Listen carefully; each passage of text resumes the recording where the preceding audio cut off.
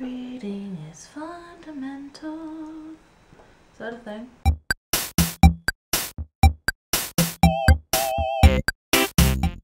Hey guys, in today's video I'm going to talk about reading. A lot of you know that I have a beautiful, beautiful nephew and a beautiful, beautiful niece. And I help them with homework every day, and it is getting so stressful because they kind of hate reading a lot, and I love reading. That is a thing that you should know about me, is that I own books. Lots of books. My sister also is a big reader, and so it's very stressful for us when they're like, I hate reading, and we love it so much.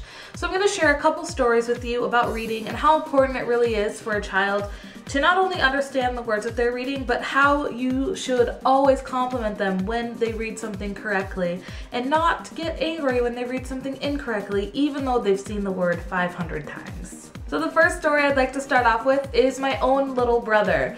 He's not so little anymore. He just had his 26th birthday on November 2nd. I can't. He's not a baby, but I want him to be because I love him so much.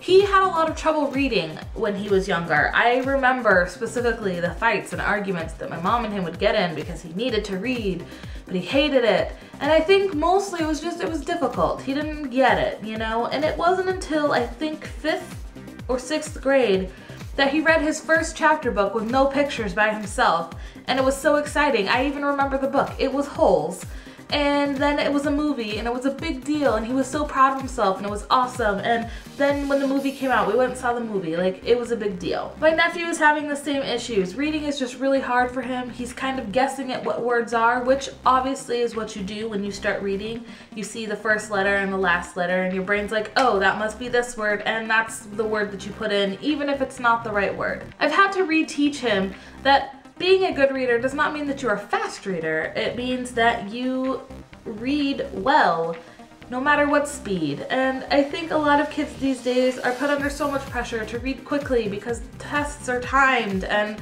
it's too much. He can't handle it. He gets very overwhelmed and he just wants to give up. So I've had to reteach him that it doesn't matter how quickly you get through the test. It matters how much of the test that you understand and how much of the test that you are actually learning from, not how fast you can skim over the words and put a conclusion together that is completely incorrect because you're guessing, because you're stressed out, because you're being timed. He also has had a hard time with spelling, but we have worked on that. We've made flashcards, we've started using the words in vocabulary. Sorry about that, my chapstick's rolling away. I've seen a lot of hate on 2 books in particular, and I'm going to talk about them, and I'm sorry if these books are not your cup of tea, but please bear with me as I talk about them. One is based on the other, and it's a little bit creepy, I'm not going to lie. One series I've read, the other I have no desire to read. The first series I'm going to talk about is the Twilight series, and a lot of people hate it, and I think it's stupid. Everyone knows, like, when I read something, I really do read it at face value. I'm not very deep when it comes to those kinds of things. I don't read between the lines. I don't get that whole thing. So let's just throw that out the window. Twilight, for me, I read it, I loved it. I was going through a breakup and it was so refreshing to read something about love.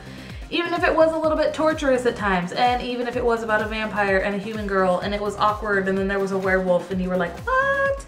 But I still enjoyed it and it really got me through that tough time. And it was fantastic. At that time I was working at a daycare and all of the kids saw me reading and they were like, hey, what are you reading? And I'm like, oh, it's Twilight. It's about vampires and love and cool stuff. And they're like, hey, let's read it. So all of the kids, not all of the kids, obviously, because, you know, the book's not really age appropriate for like little kids, but the 5th and 6th graders all got the book and started reading it, and we had a book club and it was fantastic, and they were excited about reading a story that they'd never heard before. And so Twilight really got them reading again.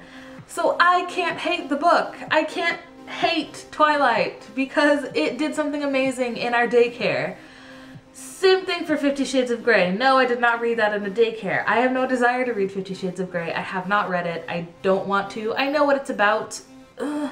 And it scares me a little bit, but that's okay. My sister has read it. A lot of women that I know have read it and they loved it. And not just because it was sexy, but because it was about a woman discovering things about herself that she didn't know that she liked.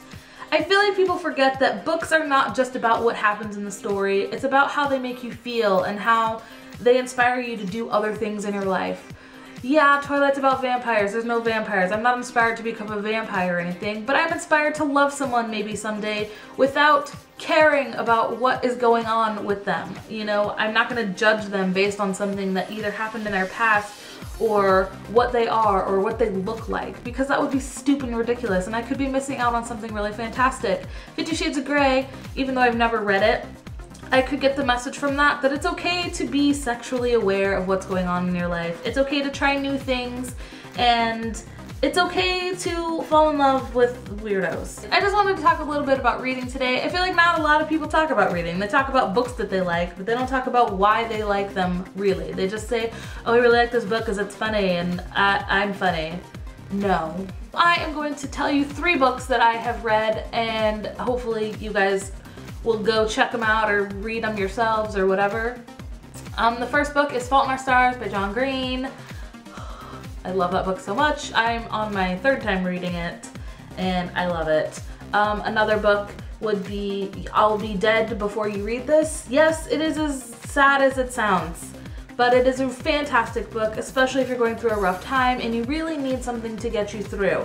I should warn you that it does talk about suicide and things like that, but you should definitely read it if you want to. And the last book is called Annex, and it is from the point of view of Peter, who was Anne Frank's like main squeeze in the Anne Frank diary book, which was actually her diary, I should mention. This is his version. Obviously it is fiction, but it's based off of real things. The ending is not. Anyways, I'm not gonna ruin it for you, but it is a fantastic book and you should read it. All right, I'm gonna go. This has gone on for way too long. I love you guys. Thank you so much for watching, and I will see you next time. Stay happy. I find it so amazing that people have so many different things that they find attractive in other people, and that's what brings people together.